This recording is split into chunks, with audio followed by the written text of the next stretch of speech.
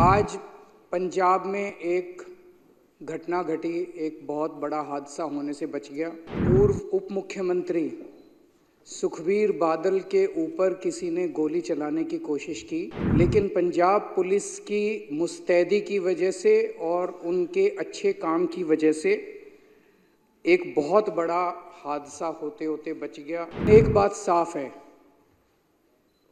कि पंजाब और पंजाबियों को बदनाम करने की एक बहुत बड़ी साजिश रची जा रही है। इसके पीछे बहुत बड़ी बड़ी ताकतें इन्वॉल्व हैं जो पंजाब को और पंजाबियों को बदनाम करना चाहती हैं। पंजाब में तो हमने एक घटना को घटने से रोक लिया, लेकिन जब दिल्ली के अंदर सरेआम मर्डर हो रहे हैं, सरेआम शूट आउट हो रहे हैं, पूरी राजधानी गैंगस्टर्स के कब्जे में है, तब पूरी की पूरी बीजेपी ऊपर से नीचे तक चुप हो जाती है। और जब इनसे पूछा जाए तो इनके बड़े बड़े नेता कहते हैं क्राइम तो मुद्दा ही नहीं है। पूर्व मुख्यमंत्री श्री अरविंद केजरीवाल जी।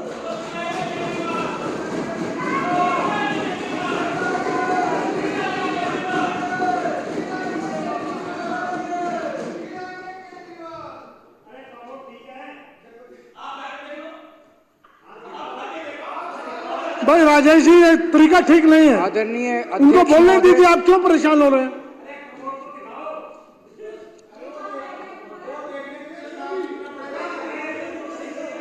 आदरणीय अध्यक्ष महोदय, आज पंजाब में एक घटना घटी, एक बहुत बड़ा हादसा होने से बच गया। पूर्व उप मुख्यमंत्री सुखबीर बादल के ऊपर किसी ने गोली चलाने की कोशिश की, लेकिन पंजाब पुलिस की मुस्तैदी की वजह से और उनके अच्छे काम की वजह से एक बहुत बड़ा हादसा होते होते बच गया।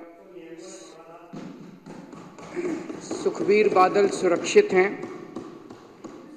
मैं इस घटना की कड़े से कड़े शब्दों में निंदा करता हूं, लेकिन एक बात साफ है कि पंजाब और पंजाबियों को बदनाम करने की एक बहुत बड़ी साजिश रची जा रही है और इसके पीछे बहुत बड़ी बड़ी ताकतें इन्वॉल्व हैं जो पंजाब को और पंजाबियों को बदनाम करना चाहती हैं।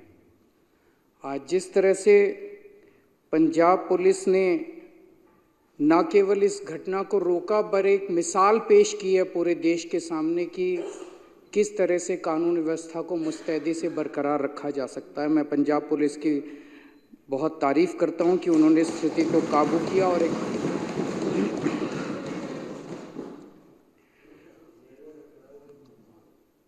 पंजाब में सुबह जब ये घटना घटी तो पूरी बीजेपी और इनके सारे नेता और पूरी मीडिया पंजाब में लॉ एंड ऑर्डर की पोजीशन को उठाना चालू कर दिया।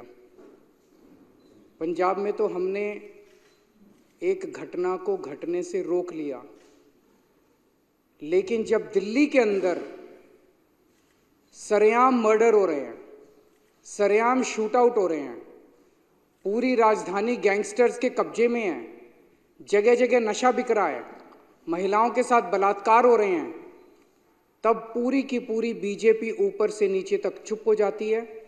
और जब इनसे पूछा जाए तो इनके बड़े बड़े नेता कहते हैं क्राइम तो मुद्दा ही नहीं है, दिल्ली में लॉ एंड ऑर्डर तो मुद्दा ही नहीं है।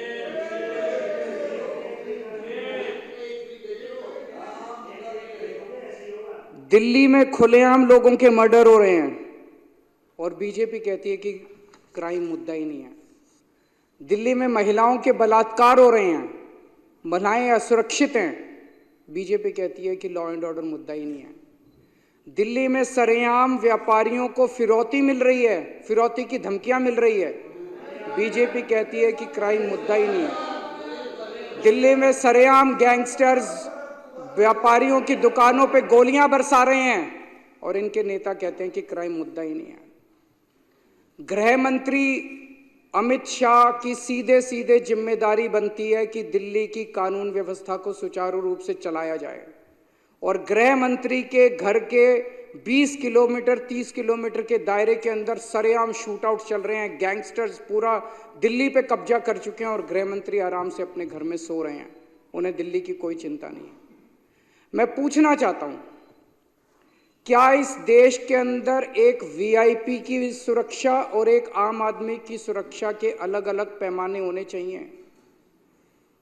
वीआईपी की भी सुरक्षा जरूरी है। आज सुखबीर बादल के ऊपर हमला हुआ, पंजाब पुलिस ने मुस्तैदी से उनकी सुरक्षा की, लेकिन जब दिल्ली के आम आदमी आज कल ट्रिपल मर्डर हुआ है देवली के अंदर, आज सुबह ट्रिपल मर्डर हुआ है।